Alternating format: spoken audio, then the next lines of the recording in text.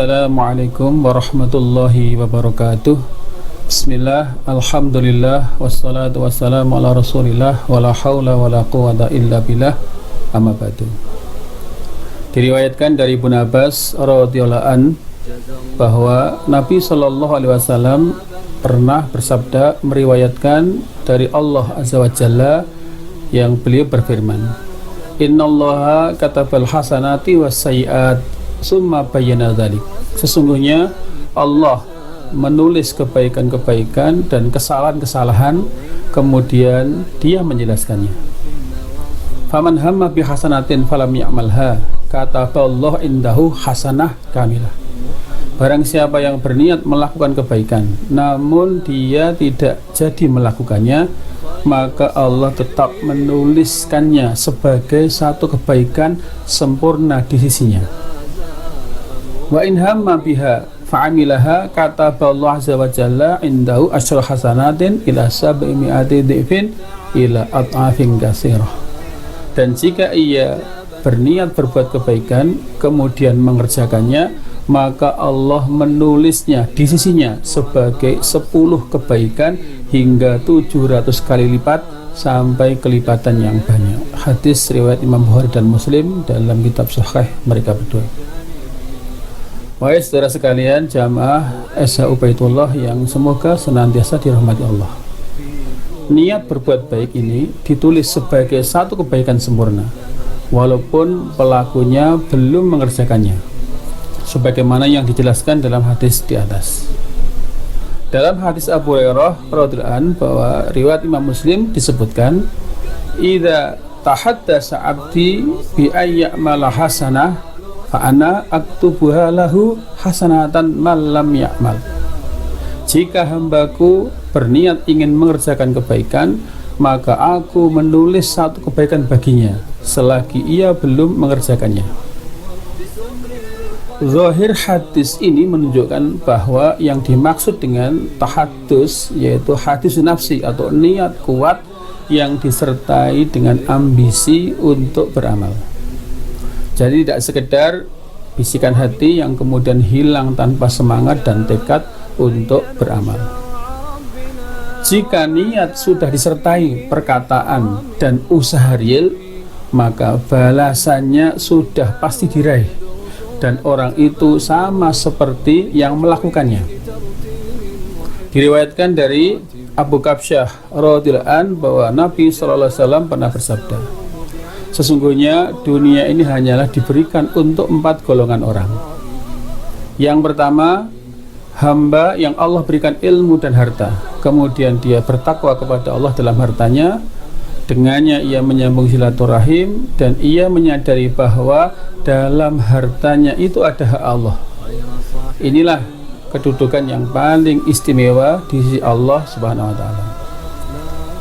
Yang kedua, hamba yang Allah berikan ilmu namun tidak diberikan harta. Dengan niatnya yang jujur ia berkata, seandainya aku memiliki harta, aku pasti mengerjakan seperti apa yang dikerjakan si fulan. Maka dengan niatnya itu pahala keduanya sama. Yang ketiga, hamba yang Allah berikan harta namun tidak diberikan ilmu, lalu ia menggunakan hartanya sewenang-wenang tanpa ilmu, tidak untuk bertakwa kepada Allah, tidak menyambung silaturahim dan tidak mengetahui bahwa dalam harta itu ada hak Allah. Ini adalah kedudukan yang paling buruk di sisi Allah. Kemudian yang keempat, hamba yang tidak Allah berikan harta, tidak juga ilmu. Ia berkata, seandainya aku memiliki harta, aku pasti mengerjakan seperti apa yang dikerjakan si fulan. Maka dengan niatnya itu keduanya mendapatkan dosa yang sama. Hadis Sahih riwayat Imam Ahmad. Saudara sekalian, jamaah Esa Ubaidullah yang semoga senantiasa dirahmati Allah Subhanahu wa taala. Kita semua merasakan kegalauan yang mendalam tatkala keinginan kita menziarahi tanah suci yang sudah jauh-jauh hari kita idamkan untuk umrah, untuk sholat, taraweh, iktikaf, memanjatkan doa-doa istimewa di malam Al-Qadar dan serangkaian ibadah istimewa yang lainnya. Semuanya terhalang karena dampak penyebaran virus corona yang hingga hari ini belum ada tanda-tanda mereda. Tetapi dengan keluasan dan kemurahan rahmat Allah, semua keinginan baik tidak disia-siakan olehnya. Niatan baik lagi tulus yang disertai dengan tindakan nyata, mulai dari nyelengi, titip tabungan 100, 200, 500 ribu, sejuta dan seterusnya, bahkan mendaftar, membayar DP, bahkan sudah melunaskan seluruh biaya dan hanya tinggal menunggu keberangkatan saja. Semuanya sudah dicatat sebagai amal kebaikan sesuai dengan yang diniatkan, dan diganti semua biaya yang dikeluarkan dengan 1 juta kali lipatnya.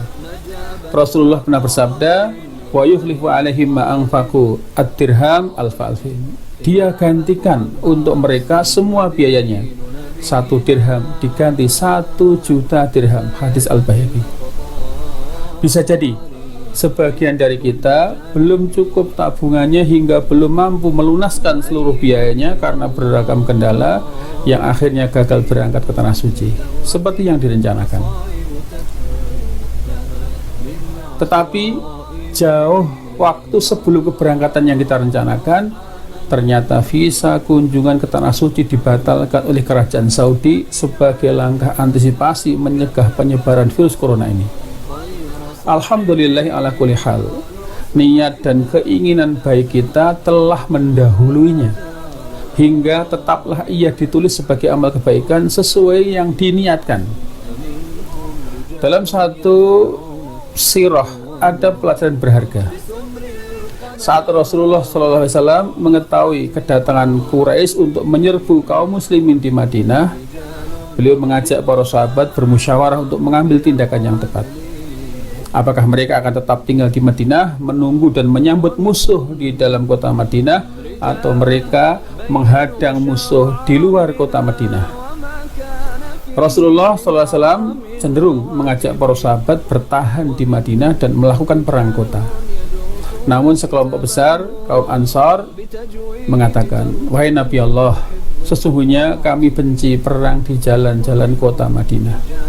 Pada zaman jahilah kami telah berusaha menghindari peperangan dalam kota. Maka setelah Islam kita lebih berhak untuk menghindarinya. Cegatlah mereka di luar kota Madinah, wahai Rasulullah. Maka Rasulullah pun bersiap untuk berangkat. Beliau mengenakan baju besi dan segala peralatan perang. Namun setelah menyadari keadaan, para sahabat saling menyalahkan. Akhirnya mereka mengatakan, Rasulullah SAW menawarkan sesuatu, namun kalian mengajukan yang lain. Wahai Hamzah, paman Nabi, temuilah Rasulullah dan katakan kepada beliau, kami mengikuti pendapat engkau. Hamzah pun datang menemui Rasulullah seraya mengatakan, wahai Rasulullah, sesungguhnya para pengikutmu saling menyalahkan, dan akhirnya mengatakan, kami mengikuti pendapatmu. Mendengar ucapan paman beliau ini, Rasulullah SAW bersabda, sesungguhnya jika seorang nabi sudah mengenakan peralatan perangnya, maka dia tidak akan menanggalkannya hingga terjadi peperangan. Saudara sekalian, jamaah Ihya Baitullah yang semoga senantiasa dirahmati Allah, jangan pernah kita surutkan niat suci ini walaupun belum mampu tertunaikan karena ada kendala. Jangan pernah membatalkannya karena berputus asa hingga berubah keinginan, atau menggunakan biaya yang sudah kita usahakan untuk keperluan yang lainnya. Rasulullah SAW pernah bersabda, sesungguhnya setiap amalan bergantung pada niatnya dan telah menjadi milik setiap orang apa yang telah dia niatkan. Allah Ta'ala pernah berfirman dalam surat Ali Imran 159, fa'idha azamta fatawakkal ala Allah, innallah yuhibbul mutawakkilin. Kemudian apabila kamu telah membulatkan tekad, maka bertawakallah kepada Allah. Sesungguhnya Allah menyukai orang-orang yang bertawakal kepadanya. Allah pun juga berfirman dalam surat Muhammad ayat 33, wala tubtilu a'malakum, dan janganlah kamu membatalkan pahala amal-amalmu. Di bulan Ramadan yang mulia ini, di mana pintu-pintu langit dibuka, doa-doa diijabah.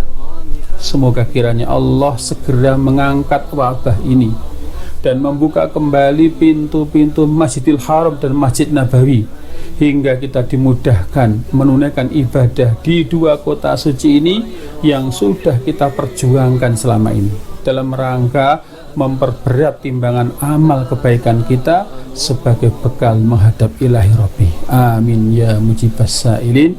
Wassalamualaikum warahmatullahi wabarakatuh. نجابة أعقاب والطالب